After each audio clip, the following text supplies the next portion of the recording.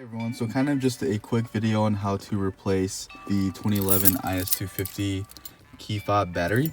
I know most Lexus dealerships will replace them for free, but I'm filming this during the COVID-19 pandemic and I really honestly just don't feel like going to the dealership just to replace the key battery.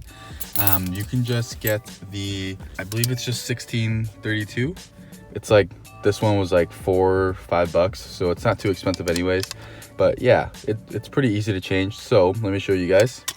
So the first thing you're gonna wanna do is just take this little, the key out of here. And then in here, you see that little notch there? This key will just kind of go in there like this. And once it's in there like that, you just kind of give it a slight twist.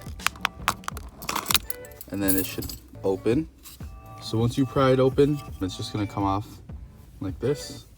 And then the battery is right there. And then you just replace it with a new one. So once you have this right here, you're gonna see those three little tabs holding it in. You can use a flathead kind of right there and kind of push it out. I think you can also use your nails if you have decently long nails. So I was able to pry that out. And then now I'm just gonna put in the new battery. The new battery is now in with the positive side facing up. And then you're just gonna wanna put the cover back on the same way it was. So when you're putting the cover back on, just make sure that in there is sitting completely flat because it can move.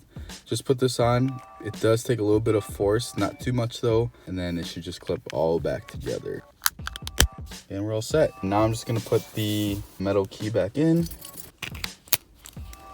Everything fits together perfectly, so we are all set. Thank you guys again for watching. It's just a quick video, but this should work for all Lexus and Toyota models that have this similar key, and that should be all set.